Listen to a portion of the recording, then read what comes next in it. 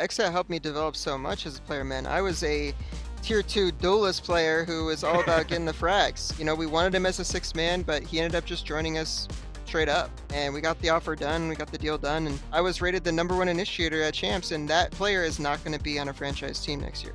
I'm blessed that the media doesn't always get the win. You know what I mean? If there's any sliver of an opportunity for me to make money playing Valorant, that's what I'm going to do. Welcome back here to the show, folks, on Valoranting with your hosts, Vansilli and Tanner Metro. It's now time to have fun. It's our interview segment. This time we got big man BcJ, formerly of XSET, joining us on the show today.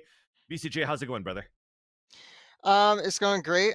Pleasure to be here. Although I'm upset that the 2 interviews I've done in the last 2 weeks are in my unfinished parents' basement. Other than that, we're loving life, and I'm glad to be here. That's why we're super excited to see once the renovations are done what the warehouse, I think is as you call it, is going to look like, right? Yeah, I don't think we're gonna renovate. I don't see us anywhere in this basement. It's all good. It's all Uh, good. You'll get into a partnership team soon, make the dough, and then you're gonna rebuild it yourself, right? You're gonna turn it the yep. warehouse into a man cave. Come down here, buy the builder hat. I'm in. That's awesome. Love that. And I want to see the live stream about that too. But BcJ, the purpose of you having on the show with us as well is just to bent around and understand a little bit more about your career and everything that's been going on from the beginning of your gaming career until now in Valorant, of course. So let's get into it, man. I wanted to start off with the gaming experiences before you turned pro. Where did this all start? When did you discover online gaming with computers? And when did you find that passion into competition? Yeah, well, competing was always really a big part of my life growing up. I Mm, played, soccer leagues growing up, probably from age like 6 to, yeah, like start of, 11 or 12 years old. So mhm. around that 12, year old mark, I was always playing video games. I was a big COD player. Everyone at school was, playing, and I played with my, friend down the street. He'd come to my house, and I'd always smack him. But the point being is that I love to compete, and certain medical things in my life basically took sports away. Mm, I couldn't really compete in soccer anymore. It just didn't make sense at that point. So I started basically full-time gaming, and really got hooked onto Smite growing up with one of my high school nice. friends, Nice. and onto CS:GO. And we climbed the ranks. Like a bunch of my friends, we had 5 stack in CS, got from silver in my freshman year of high school to supreme. So for Nice. us, like, always loved competing. I always love, playing games to win. And so from that point on, I mean, it's been a crazy ride. I still don't Mhm, believe some of the situations that happen. Like I first got scouted in Apex, and that was my mhm. first game I got a contract in for T1. But to get scouted in that game, I played a small community rather, a bigger game on PC, Black Ops 4. I played Black Ops 4 on PC with a pug Discord with notable players. Your boy Dre was my teammate. A lot of Yeah, ex-Battalion players. Grego was my teammate. So there was a lot of really talented players that just played this shit for fun. And that's I awesome. mean, Overwatch League guys came in one day, and I remember I was still the best player in that. The staff started to come in, and they were in off season, so they were just playing for fun as well. And I remember I got scouted from the Philadelphia Fusion staff, and that staff ended up creating, the T1 NA side of things. Oh So shit. they hired me basically right out of that, scouting phase from Black Ops Damn. 4. So I can't believe I'm, am where I am because of that. But yeah, I ended up, competing in Apex for about a year. I was in IGL the whole time. Best placing was, second place. I qualified with Snipe Down. Mhm. He was one of my favorite teammates of all time. Legend, honestly, he's back playing Halo now, but man, he was a beast back then. I mean, he was one of the only controller players, and obviously everyone knows controllers really big in Apex right now. You almost Yeah. need a Mhm. Yep. controller player. Yep. So I was one of the first teams to really have one, and I was lucky because man, we did some great things back then.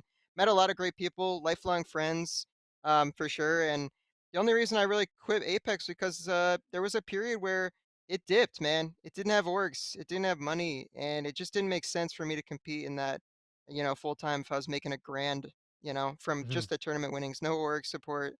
Um, so I ended up switching from that over to Valorant, and it wasn't a full transition. I ended up competing in Apex. I didn't scrim or play or anything, but Mhm. I ended up competing with X Fnatic. Love these two guys. They were brothers, Eye Shiny and Muffins. They ended up playing together on Fnatic, but then obviously all the orgs I said backed out.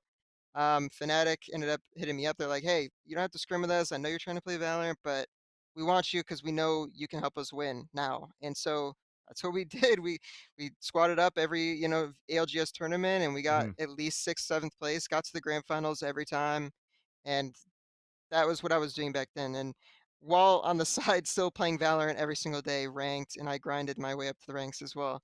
That's So amazing. it was it Uh, was a fucking career. it was a long journey to get here. Yeah. Dude, that's awesome, man. There's so much to unpack out of all that history too. So I want to take the time to like dive deep into either one or each one of these segments. But I think the first one that really stands out to me while you're talking about this is Snipe Down, right? So Snipe Down, of course, I've heard about him as a legend in call and sorry, even MLG in Halo when I was actually casting still CS for the CPL. Snipe Down was actually starting up here with MLG.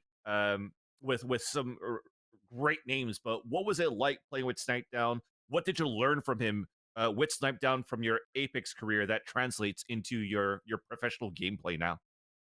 Yeah, I mean, one of the biggest things right away was just how much he wanted it. You could tell that everything he was doing, no matter how many hours he was streaming, no matter how many hours he'd scrim, like he always put the team first. And Hmm. he'd always like, honestly, it was hard to explain. Like he'd have more passion than any player I've ever played with, and he wasn't that good at the beginning of this game. I remember there was a time where he asked to, there was a chance I got to play with him in the X Games. I ended up not going with Mm. him. I ended up going with my team T1, but there's a chance I was gonna play with him, and so he was scrimming. He was, telling me to write up notes. I still have a document in my Google Docs of the guide to how to play BR for Snipe Down, and it's got all this shit in it.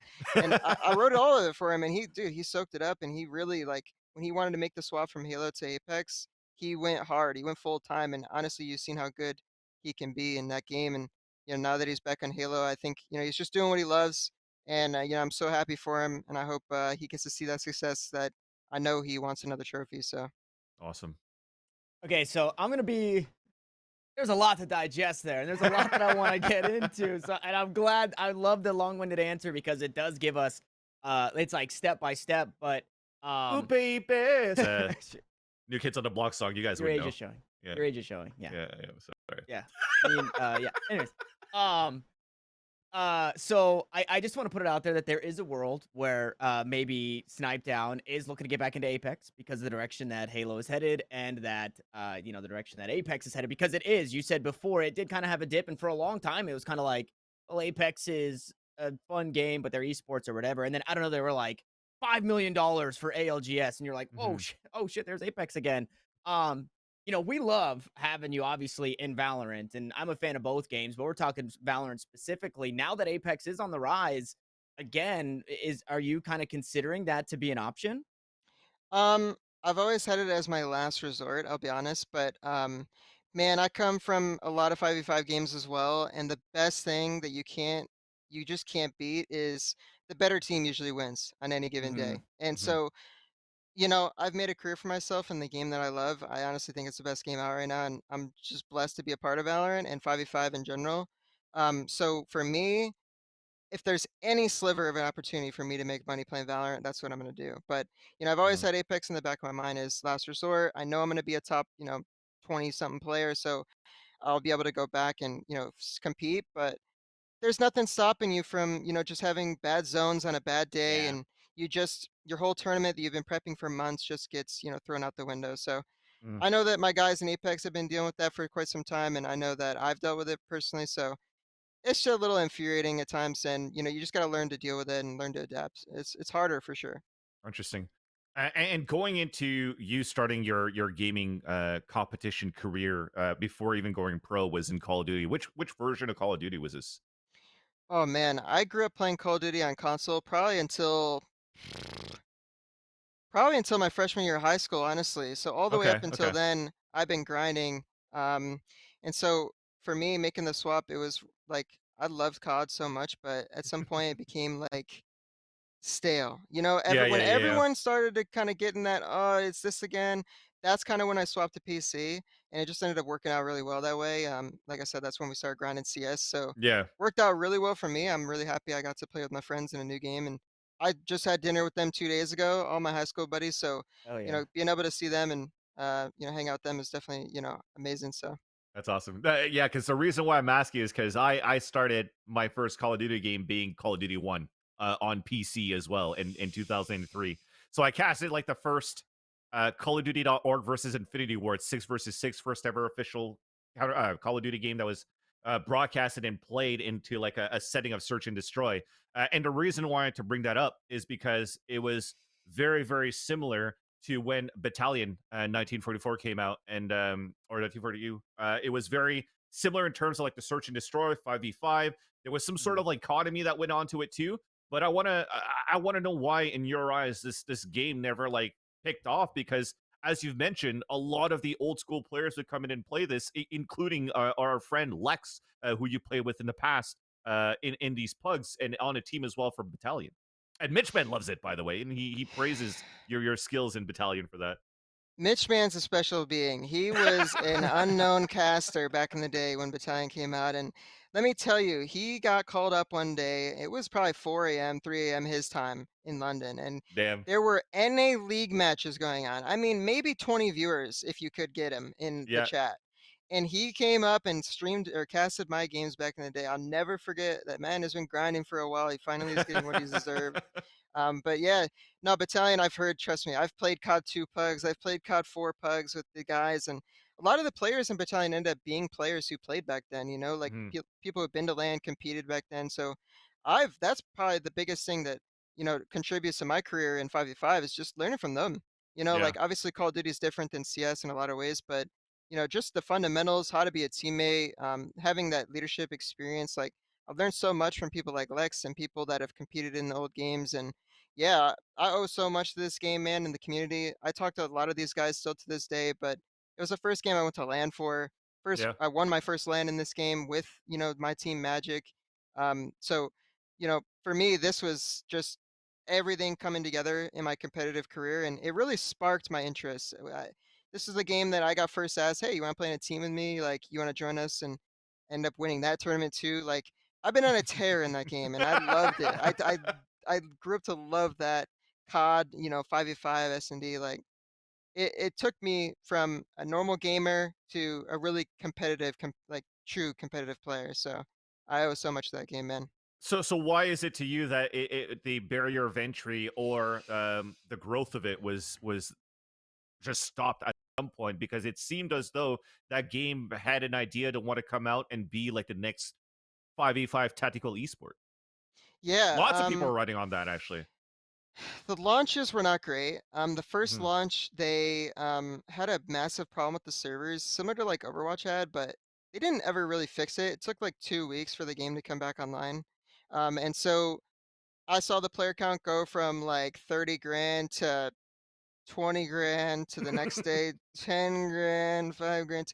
And it went down all the way because the only way you could play the game was through custom servers and Mhm. pug servers, Mhm. So while everyone else was out there not enjoying the game, didn't even get a taste for it, I'm in a custom server playing 10 mans all day long. So I loved it while the, casual player couldn't really even experience it. So that was one of the first launch of the game. And it came out at the perfect time too. I feel like everyone was really looking for that next game. Mhm. Um, and then they tried to do a second launch with Face It integration. It actually went out pretty smoothly, but the game didn't have a lot of casual support. And the players who were playing that whole time, like myself and many, many other players, were just so much better at the game and knew so Yeah. much more. Just imagine getting setnated every round in a like just in a casual match. I Like remember those days. you're just not gonna love it. You're getting Yeah. setnated off spawn, and so I could see it from a casual player. Like, why am I spending time on this? And it didn't have a great time to come out again. Like there were a lot of really good games out when it re-released. Mhm. So for that casual player, it just didn't make sense to want to continue to grind. And so I just think a lot of different things came into that and unfortunate events, but it is what it is. It just Mhm. wasn't meant to be. Awesome. So and so now, kind of shifting the focus back towards Valorant, Battalion, maybe not something that you wanted to grind for a different reason. Obviously, you've seen the highest heights, and you've grinded from playing in the nerd street weeklies with High Ground to kind of seeing the people around you start to get picked up and signed, and then you kind of just continue that grind. What was it about Valorant that you wanted to keep your head down and just keep pushing forward? Yeah, man. I mean, I've been a part of a lot of really good rosters. The first roster I've ever competed in was in a Built by Gamers tournament, probably like the first week of beta or something. Hmm. Played with Lex, JC Stanny. I think we had Callie ringing in for us, ex Apex Liquid player. And we also had, I'm missing someone, Hmm. Grego Oh as yeah. well. And that was our roster to first begin. And then when Callie stepped down, because he was, filling for us, we ended up picking up Caboose as well. So Damn. obviously Okay. you guys have heard a lot about those players and you've seen what Yes. they've been able to do early on. And that team got split up because of that. Mortals came calling, hey, JC Sandy, what's up? And then, FNS came calling, hey, Caboose, what's up? And so it was really just me, Grego, and Lex. And, we ended up just kind of fizzling out the team. It was hard to replace those two guys. And did the same thing again with High Ground, as you said. I started out that team with myself, your boy Dre, Sharky, Valiate, and Pride. Hmm. We even had Keller for a stint, and I love my man Keller. He's one of my best friends. He also played Apex, for Liquid, but it just ended up working out for that team as well. Your boy Dre got called up by Beast Coast after we beat them in a best of three. He ended up getting called the next tournament, and Sharky ended up going to Complexity as well. So that was just two really hard pieces. They were some of our best players, so it was hard to rebuild that team as well. Hmm. Uh, so I've been through the ringer when it came to, I've been right there. I've been on the edge of getting signed. I could see my teammates around me getting signed, and during this whole time, it made me, believe myself a little bit more, seeing that these players that I know I can compete with and I know I can be better than, right around me, even my teammates are getting picked up. So I never stopped grinding, and at that time, that was kind of when I was bounced between Apex and Valorant, and I kept Hmm. playing both. But um, what really piqued my interest in Valorant was when Sedated came calling, and that was a team with Lex again. And Hmm. Yes. I wasn't really interested in joining Sedated back then because they had these two unknowns. Ended up being Tanaka, Sinker, and Shane. Hmm. All three of them played Battalion, and Battalion. Tanaka, in Yep. fact, was my teammate at Hmm. Magic. So that was the teammate I won my first LAN with. So I had a lot of experience with these guys. But they had like two unknown players I didn't really know, and I just wasn't interested in joining a team like that because, tier three, peeking into tier two a little bit. And I've already shown that I can compete at tier two. So I Hmm. was Hmm. I was ready to join the tier two team right away. Okay. So then, Things so then, just go Yeah, go ahead, ahead. go ahead, Brendan. Continue, continue. Oh, yeah, so like I was just saying, things just didn't work out, and when they picked up Lex and when Hmm. they dropped one of those two unknowns, I knew that, wow, okay, now everyone that I've known, I've competed with is on this team. They're making moves to join tier two. I know Lex is going to make these guys better. This might be the time for me to join, and so I did, and we started competing, and I mean, saw immediate success, man. We were beating the best tier two teams in the game. We even played against teams like Ambox when they had EA and stuff like that, and Yep. didn't end up beating them, but we got to that level really, really fast. And that game against XSET is where it all started, man. I remember, I still don't believe it. I saw Sean Gear's VOD of him watching Vision Strikers way back when Icebox came out. I was just like, I was loving the Sova pick. No one was playing Sova on Icebox, and I Yeah. imagine like I was a duelist player. I was playing Reyna and Raze for my team on every map. And so when it came to that XSET game, man, I had a pop-off game on Sova. And, thankfully, Psycho was the coach. Okay. Battalion 1944 connections coming back. And I apparently shook his hand at LAN. I told him the story. I don't even remember meeting him. I don't even remember. Fuck, Apparently, I BCJ, do you shook his remember beating hand. me? Yeah. Apparently shook his hand at LAN, and Uh, so he trusted me, man. He's followed my career, and so he knew this guy's dangerous. He's going to create so much problems for a lot of these teams that we've been playing against. And so when I joined on XSET, that's when basically everything started for me. And yeah. credit due to Sedated for allowing me to play with them. I love all those guys, literally lifelong friends. And so um, it all just comes together, Yeah. everything just kind of randomly happened that way. But yeah, I'm super proud to be where I am today. And, everything just comes from those old games that I played, Battalion community and everything involved with them. Awesome. Drew Sparks, by the way, thank you so Yeah. much for the follow. Big shout out to Shout out you. Xat. Awesome what you did as well, assisting XSET, and hopefully you're going to be able to find something as well, as XSET, where given that information that other opportunities are now has to be seeked by you guys. So all the best, my friend. But just to go back here, as you've mentioned, all of this, BCJ. Oh yeah, Battalion. It all comes out for full circle, et cetera, et cetera. How is networking for you an important? Has that been an important factor for you as well through your career, and how much do you value networking and professionalism and humble within your career? Yeah, it's something that every young player is going to have to eventually learn. Even myself back in the day when I was competing in Overwatch, like that was something I didn't really care about. All I cared about was being the best and trying to make sure I was the best player. But when I was scrimming with these teams and I wasn't getting the I never forget it. I'll never forget. I was playing Hanzo in an Overwatch scrim. I 6K'd after our whole team got Oh wiped. I killed shit. the whole team. I didn't get called back the next day to play with them, and I was like, "What the hell is going on? I'm pouring my heart and soul into this game, and I'm not getting calls back." So from that point on, I kind of knew, it might not be about how good you are. It might just be about who you know. Mhm, So after that game, joining Battalion, playing Black Ops 4, creating those friendships was really just something that I valued, and obviously ended up helping me in my career so far. But yeah, it's something that every player is going to have to learn, and I think it's just so crucial to being consistently in esports throughout your mhm, career.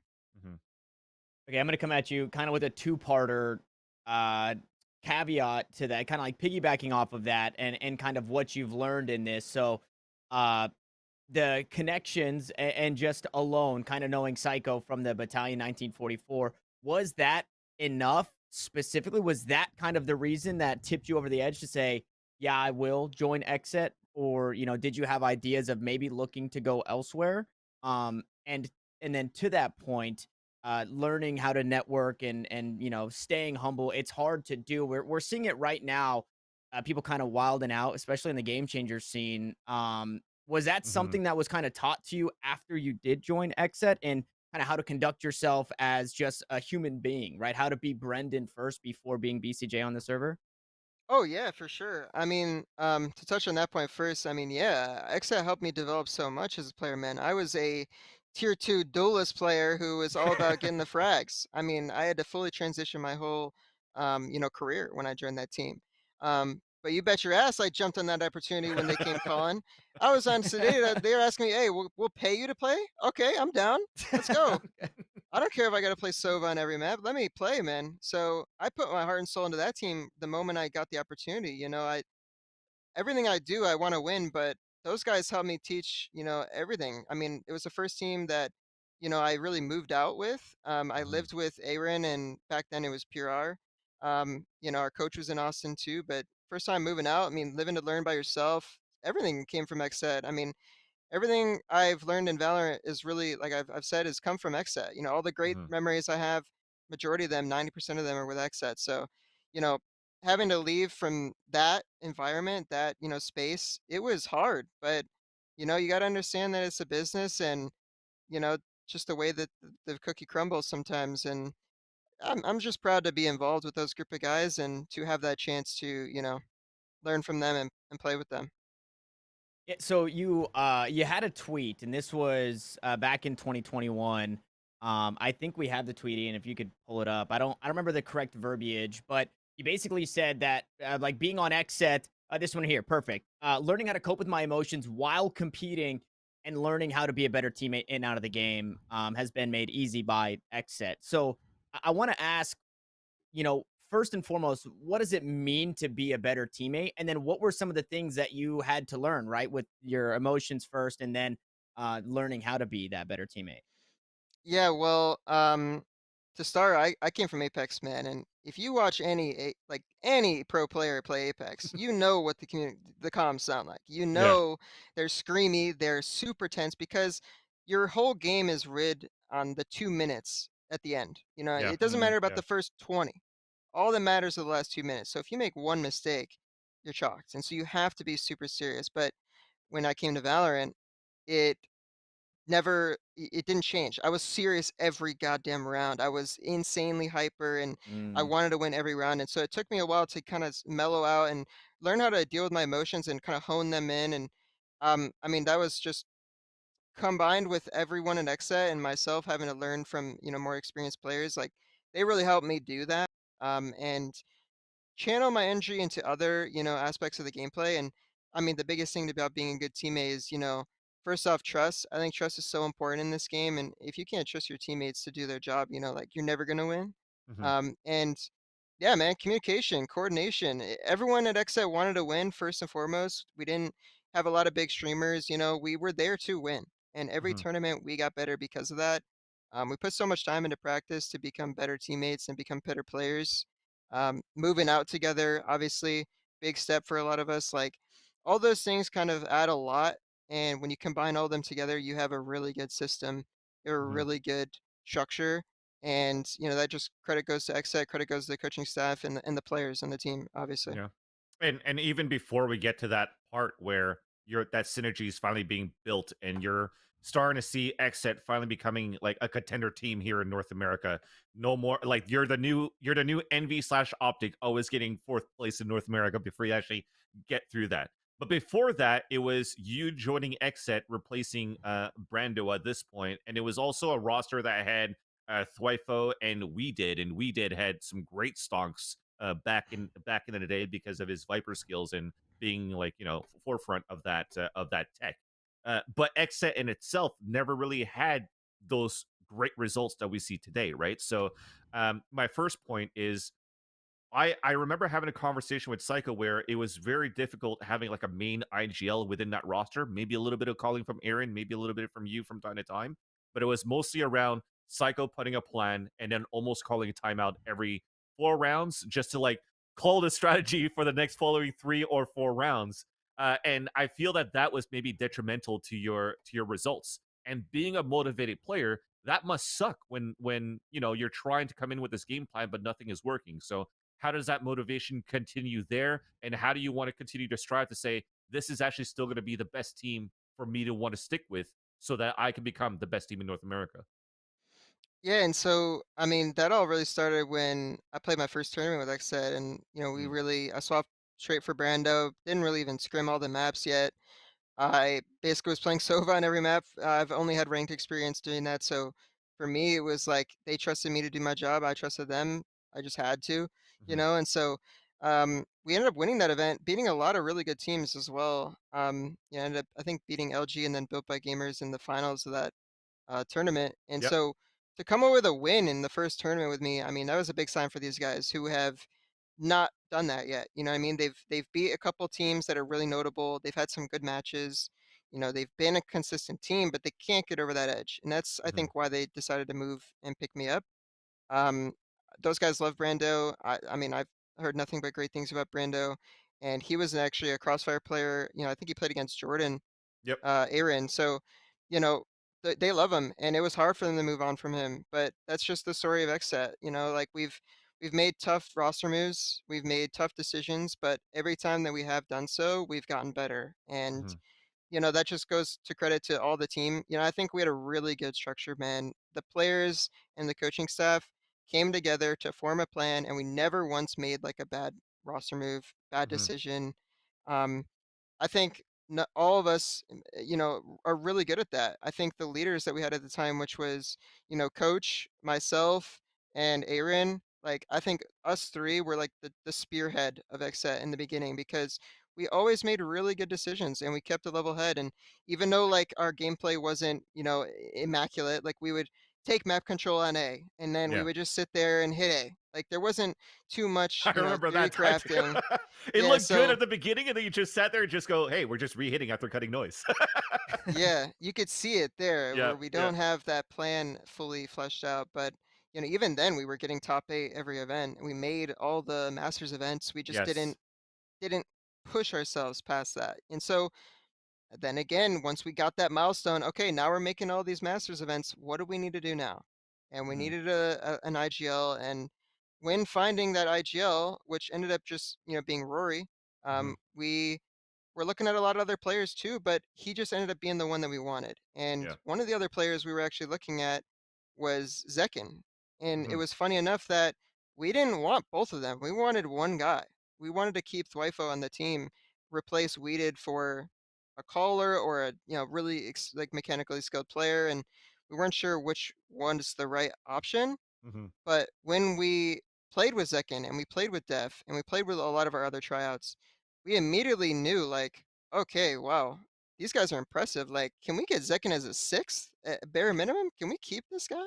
Mhm. So we signed Def. We knew that he wanted, we needed a leader. We knew that he was going to be really important to the team. Um, but things just ended up working out internally that FIFO was replaced for Zekken. We wanted him as a sixth man, but he ended up just joining us straight up, and we got the offer done. We got the deal done, and that's the roster that got us all the way to, I mean, basically fourth in NA. We were Yeah. a top tier team with good calling, with good structure, with good secondary callers. I think Aaron goes uncredited as well for how good he's done. And I mean, I don't even talk about it, but I was, secondary calling for a majority of XSET's career too. So Yeah.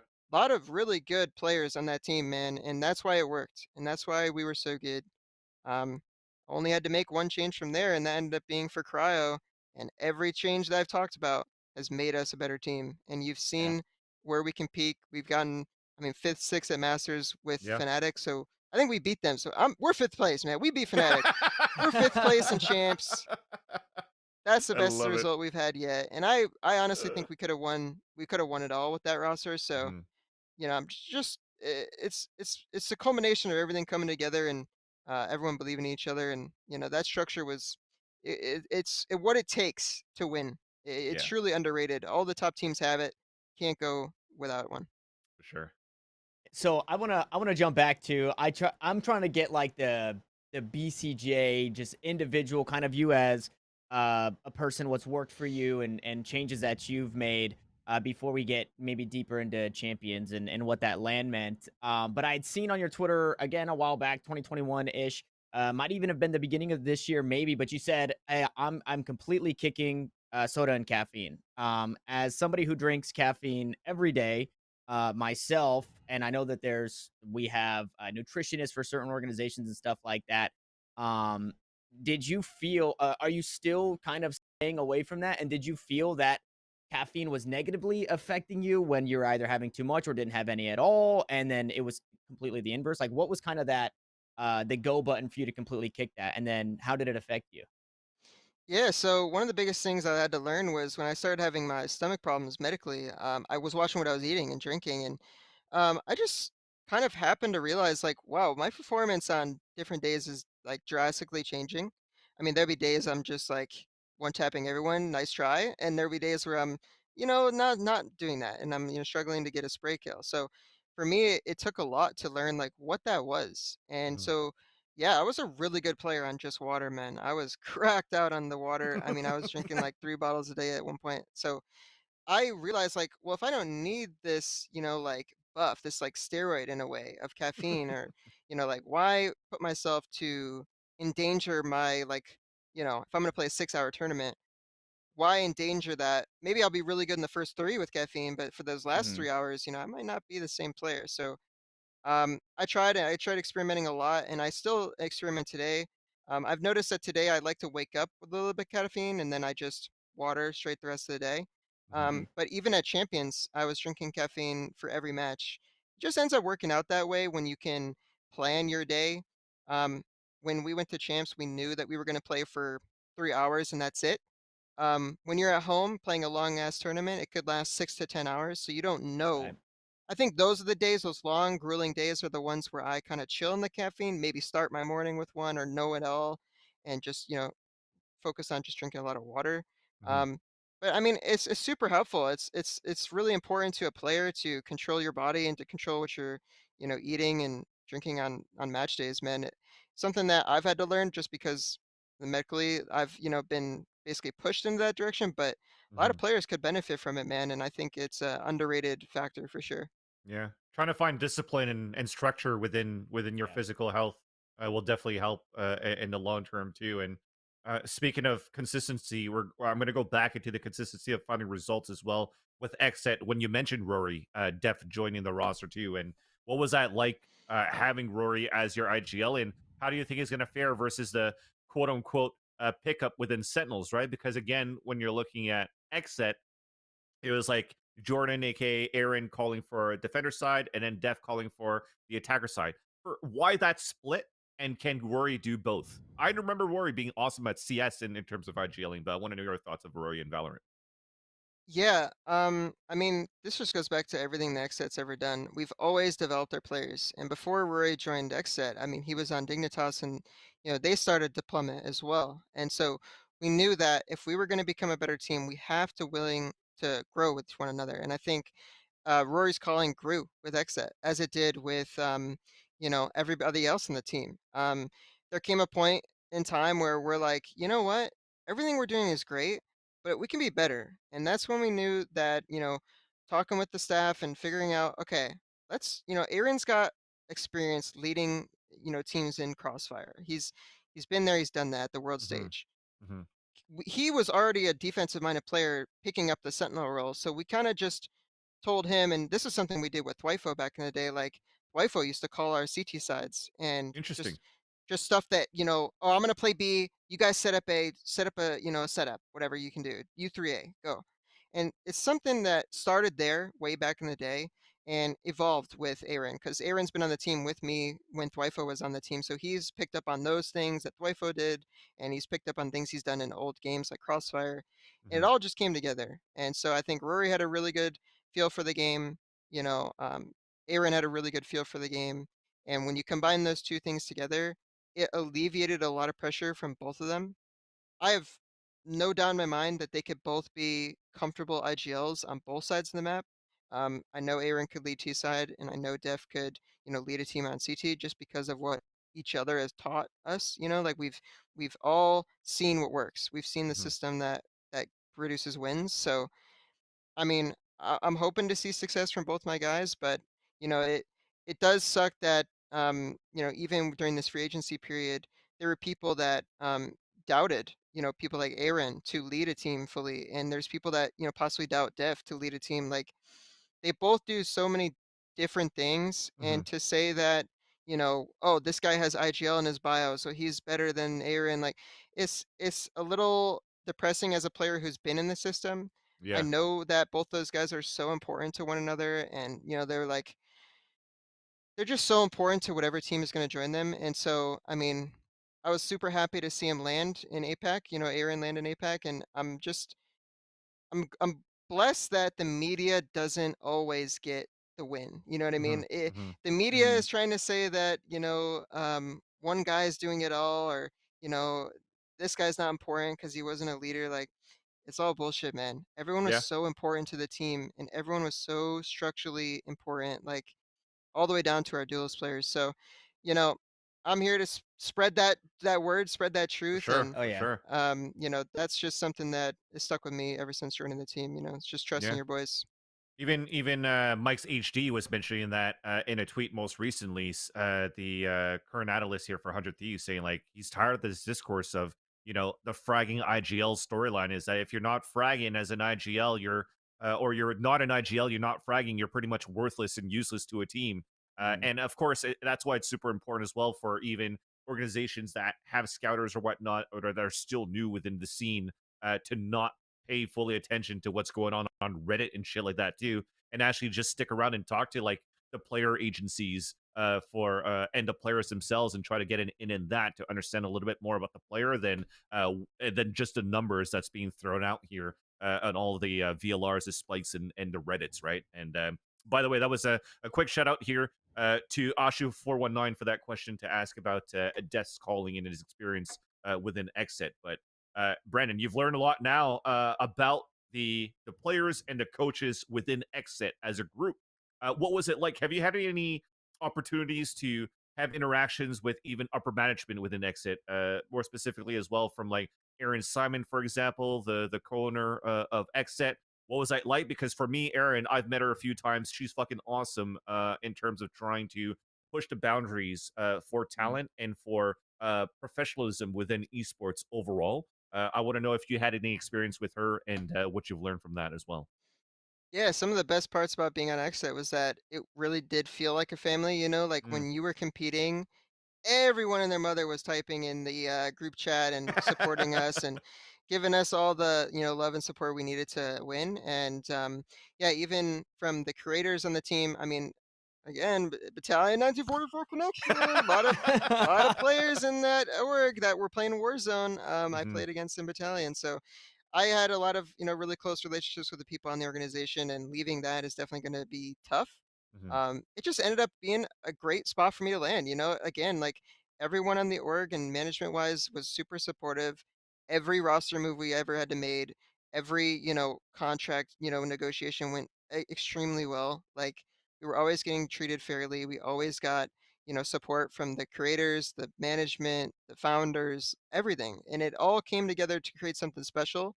A lot of people don't really see that from the outside, but I Hmm. mean, truly, it was a family, man, and we all cared for one another, and that's why we had so much success. Everyone trusted us to do our job, and we did. Hmm. Hmm. And so now with that, like you would kind of expect everybody to land on their feet. I think one of the something that has escaped star players in Valorant is probably LAN experience because we're all so young and LANs are just now coming back. Do you feel that also, right? You for XSET specifically, as a selling point, what would you say are kind of your biggest takeaways, from the recent success that you've had at LAN, right? And first, like actual real crowd almost the whole time in Turkey. And obviously, you guys had a relationship kind of with the crowd. It was more psycho having that relationship and being the bad Well, guy. I mean, But you also still had BCJ being the bad guy with the KFC stuff. That was yeah. pretty fucking funny too to see between their little So rivalry between BCJ and DRX. yeah, so like what are your takeaways, right? What do you kind of feel now that you like something that you have in your repertoire now that you can say I did this at the highest level in front of everybody. Yeah, man. It definitely goes underrated. Mhm. It's just simply put, like a lot of these guys don't realize what it takes to win on the world stage, and they don't realize how hard it is. I mean, we've been working every single day, and we're still barely getting wins on LAN. Mhm. Mhm. Doesn't matter how good you play online, man. You come to the stage and the game feels different. The crowd atmosphere feels different. Your setup is different. Everything kind of comes together to create this uncomfortability for a lot of different players. And you have to realize you're just playing the same game you play every single day at home. Find ways to get comfortable. And even myself had to learn from Copenhagen to Istanbul what um, made me more comfortable. I mean, I became a lot more comfortable swapping to Istanbul just because of my experience at Copenhagen. Mhm. So every player's got their own story when it comes to LAN experience. I think we all had enough experience through our games that we've played outside of the duels players. This was their first time really traveling internationally, Yeah. first time playing an international event. So for them, it was very new. And so I think the core that was so strong on XSET came together to really teach these guys what you need to be doing and how you need to be acting on the stage. And even if we're playing the only Turkish player, the crowd's against us, everyone's hating us.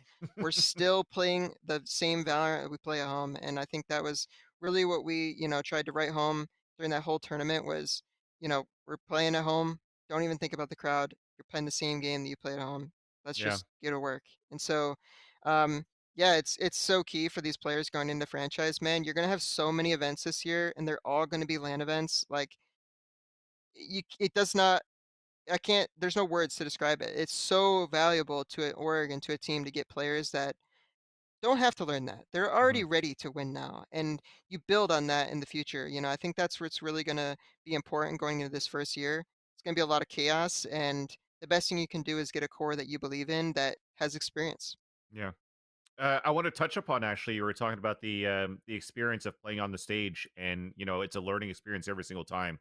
Um, First off, on your first game in Copenhagen, I wanted to talk more about the environment in terms of like the setup. Even though it's the same game, there's probably still some things that differentiate your setup from home or the environment of what you hear versus what you're playing on that stage. First off, that event didn't have any crowd. So, was there anything in terms of like white noise or the lightings around that you had to get used to? What was that like as a pro player in that environment on the stage here in Copenhagen versus at home? Yeah, so I'll touch on the things first that can relate to everybody. I think Hmm. the biggest thing is the in-ears. There's going to be a big difference from your headset. Um, whether you're playing, with a, headset at home that's really nice and comfortable, Hmm. whatever, you're playing with in-ears that they give you, and they're really nice. They're really expensive in-ears. They're great. Hmm. But at the end of the day, your ears could, they could have pain after an hour, 2 hour session. Hmm. So you got to get used to that, and you got to, Hmm. find ways to get comfortable. Almost, get that experience scrimming the game with in-ears. And it's almost weird to say, but at lands we found out that every time we were scrimming a really important game, we were gonna play with our in-ears. We were Hmm. gonna Hmm. play with our in-ears with this headset over them, and so Hmm. that was something we had to adapt to. And over time, we didn't have that much pain at all. We got used to it. We were accustomed to the in-ears. It was the same in-ears from Copenhagen to Istanbul, so that transition was easy for us. And I think every player is going to have to get used to that, because I don't see many players using in-ears at home. Hmm. Hmm. Um, Things for me though, Copenhagen was a big learning experience for me, because I have a Herman Miller at home. You're not Yep. going to have that at stage. I Yeah. also have like lumbar and back problems, right? So for me, I forgot to bring a certain, cushion for these chairs at LAN, and Hmm. after that first game, not only were like my elbows, like, because I play with, armrests, and I Yes. play Yes. Yes. Yes. almost like at an arch position, so my elbows hitting on that all day long. And so for me to just get that comfortability, I didn't have my pads, I didn't have the support that I needed, and so I had a lot of pain in that first optic game. Mm. And so after that optic game, when we played Leviathan, even I'm learning after that fact. Leviathan, I had no problems at all, but Hmm. for me to learn that, you have to be there to learn it. You know what I mean? I Mhm. didn't know that I was gonna have pain on these chairs or whatever, on the setup. And Yeah. so when that Leviathan game came around, I really put my all into it, because I finally felt comfortable. I finally felt, wow, this is what it's like to compete at the world Yeah. stage. And I mean, we saw how much damage we did at Istanbul after I finally learned what it's like to be comfortable. Yeah. But yeah, I can't write that home enough. It's literally, you have to be there to experience it and find out what works for you and what makes you comfortable on that given day.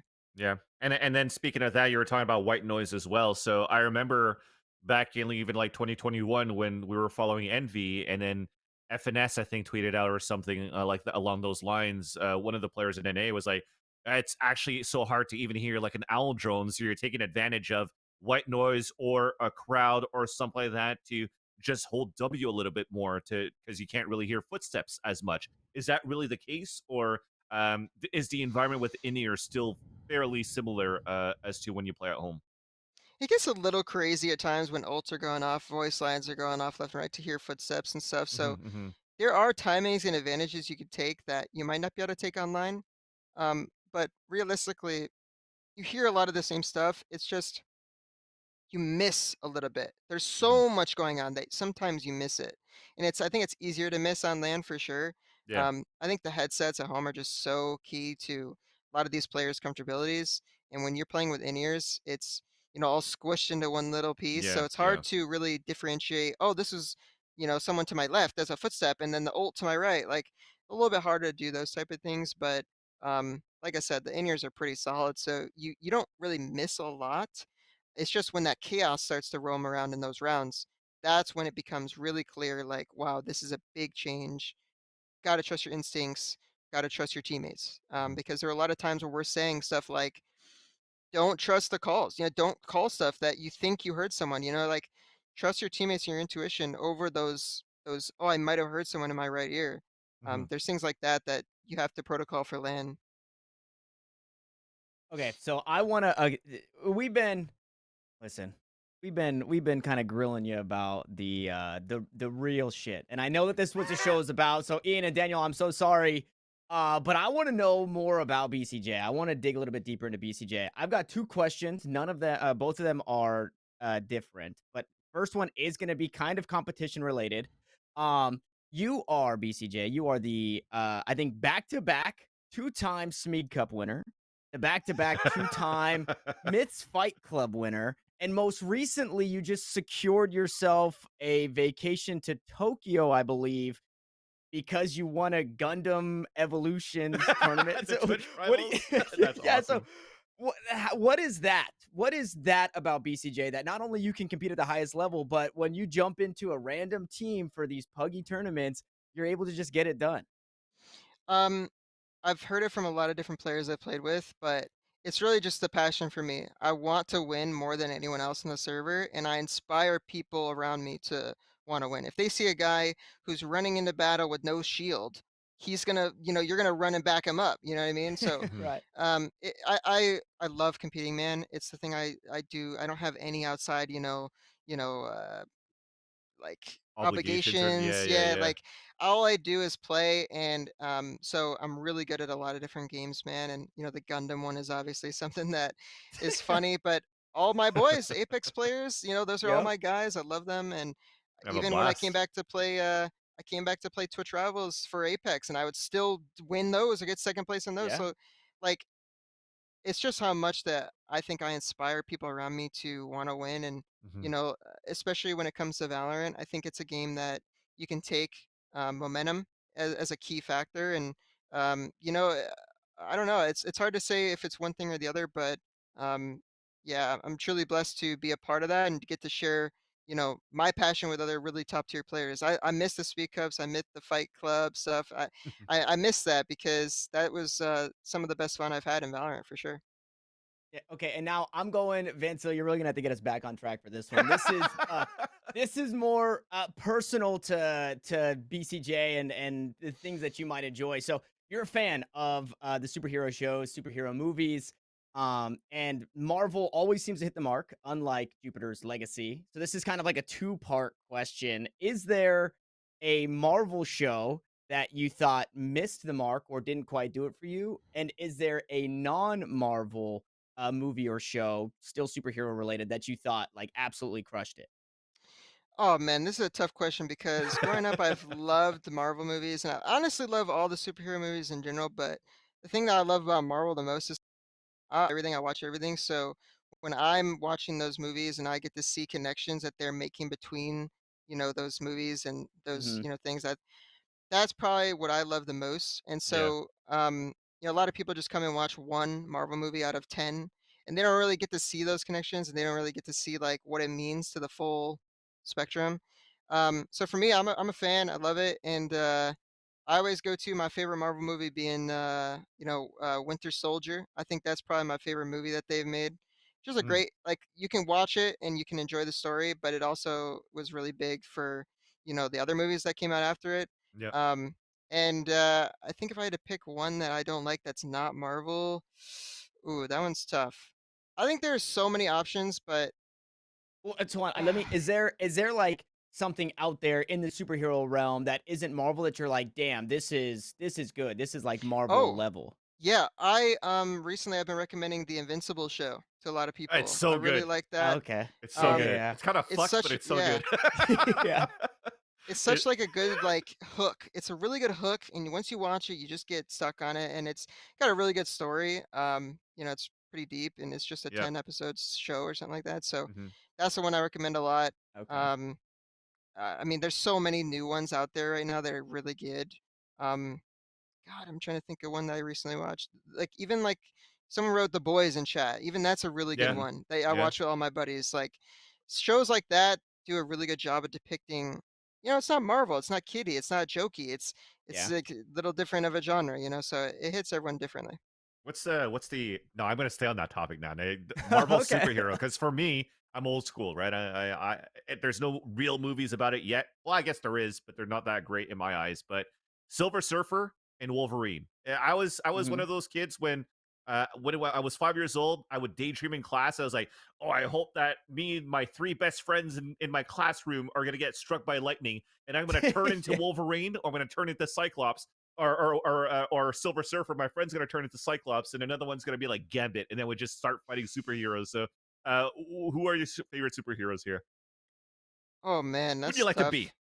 Uh, I don't know. I was pretty generic growing up. I watched everything. I liked a lot of everything. I would probably pick Spider-Man, honestly. I don't know. Nice, I grew up nice. with Andrew Garfield and the original trilogy as well. Like Yeah. I like both those guys, and I really like the new movie they just made with all three of them. Like my generation grew up with Spider-Man, so I feel like we gotta, most of us would probably pick Spider-Man.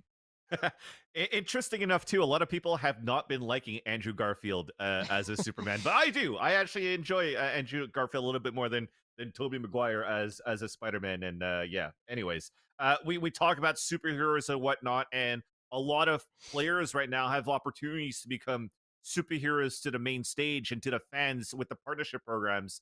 so far. So I wanted to know your thoughts, just digging a little bit deeper into the partnership program with what's been going on, not with you necessarily yet, but with the rumors of, for example, Loud breaking up and some of them joining Sentinels and all these powerhouses that we've had so far in NA, right? We wanted to put NA at the top, but now we have an opportunity of mixing up NA and Brazil and whatnot. Do you think that this is going to hinder the teams in North America a little bit, or do we still have a great chance to be the champions in 2023? Yeah, well, the good thing going for us is that we still have all that talent in this region, and I'm Hmm. hoping that most of it stays. The problem is that the partnership program didn't accept the two best teams in the region. Mm, And so that's going to create a roster shakeup. Those players are going to make it on a team. You know what I mean? yeah, They're going yeah. to, the Optic Core is going to go, the XSET Core is going to go. Most of those players around them are going to join teams as well. And so you add that plus all the pieces that were doing really well in tier two that these orgs might try to give a shot at tier one. Um, it's going to create a lot of random teams and a lot of shakeups around the scene, and I'm hoping that after this first year, it mellows out and it stables out, and the best teams are here. After we get 5 more slots in the league next year, hopefully that helps as well. But there's so many tier one talent. There's so much tier one talent out there right now that isn't going to get an opportunity in this first year of the partnership program. Hmm. And, possibly even myself, we'll see what the announcements are soon enough. But, like there's players like that where I was rated the number one initiator at Champs, and that player is not going to be on a franchise team next year. There's a Yeah, chance where we would live that world. And it's just crazy to think about. Uh, there's a lot of those players out there, man, that the guard, no one's talked about them yet. A yeah. lot of those players Yeah. have played at LAN, have been hitting that come up. They were just peaking. Hmm. Who knows what they were going to do next year? Like, the phase of the world, like these guys are so talented, man, and they're basically going to struggle to fit one of those 25 slots Yeah. because teams like Optic and XSET Core, those guys are going to be the first to join teams, not anyone else. Are you So are you UFA or RFA right now, Brendan? unrestricted right now, yeah. Okay. XSET was willing to let us go. We were getting paid tier one salaries, so it was mutually beneficial for Yeah. both XSET and us to be unrestricted. Okay. So what's that motivation, or what are the emotions that are going through you right now? Because when we first started the interview, you were mentioning, I was like, oh yeah, well, when I started in Valorant, this guy was getting picked up, this guy was getting picked up, and then our team kind of folded, and then it took you a while before you were able to join XSET. You never lost that motivation, but now you're seeing all of XSET literally joining a different team, and you're still, unfortunately, still there waiting for the next opportunity. So what's that emotion like right now, and what are you doing to try to make sure that you have these conversations for the next step? Yeah, I mean, it's really hard, man. Hmm. You think about what your future looks like. There's a lot of unknowns. You don't even know what team you're going to play for next year, what core you're going to have to join, what system you're going to have to join. And so for me, it's a lot of, big question marks, but thankfully I've had a really good, support system, even just all the way down to my friends, my family, all the way to my agent. My old teammates, stuff like that. Like a lot of us are trying to help each other get to that next step of our life. And I think what really keeps me going is that at the end of the day, no matter what org or team I'm playing for, that team's going to be better because I'm joining it and we're going to win. And Hmm. Hmm. that's really all I'm focused about next year. If I have to join a T1 franchise team and people aren't talking about us, fine, so be it. I'll make Hmm. them talk about us. If there's going to be a team in tier 2 Ascension that I have to join and they're going to be talking about who's going to win Ascension, I'm going to be winning Ascension. I'm going to be putting all of my effort into doing that. There's nothing that's going to like stop me from achieving that goal. And so for me, I know that I'm going to be okay at the end of the day. I'm going to be playing the game I love, hopefully with people that I love to play with. And yeah, it's a lot of unknowns at this point, but it's good to have a good security. I'm a really good player. I'll make it on a team, and I think every player out there who has proven themselves should feel the same way. You're gonna be fine, man. You're gonna find a team, and you're gonna compete in the game that you love. So should be all good. Mm. And so now I hate to ask this question because I think we all believe in BCJ and what you bring to a roster. If there is a world that we're existing, if there is a multiverse we're existing in where you get the option to be a sixth man on a tier one franchise roster, is that something that you'd rather do? Or do you feel that you would be better used as a fifth, even if that means you have to push through the ascension? It's a hard question to say. Unfortunately, I think that the six-man rule is not going to be as impactful as like many people think. Mm, They might not ever see the field, you know what I mean, so to speak. So I'm a little bit more interested on taking a spot in tier two. But I mean, it's hard to say. Is that six man who rides the roster of NRG, for mhm, example, gonna Mhm. get an opportunity next year when he hasn't played in 6 months or hasn't played in 8 months in any officials? Like, it's gonna be hard to say what is more impactful. For me, I know that I want to play the game, so I know that I want to compete in officials and go to events, and so I'm gonna probably value being on a top team as a starter. mhm. Whether that's in tier one or tier two doesn't matter, but for me, it's like that. For other players, it might not be. It's hard to say what these teams are going to try to do with their six mans.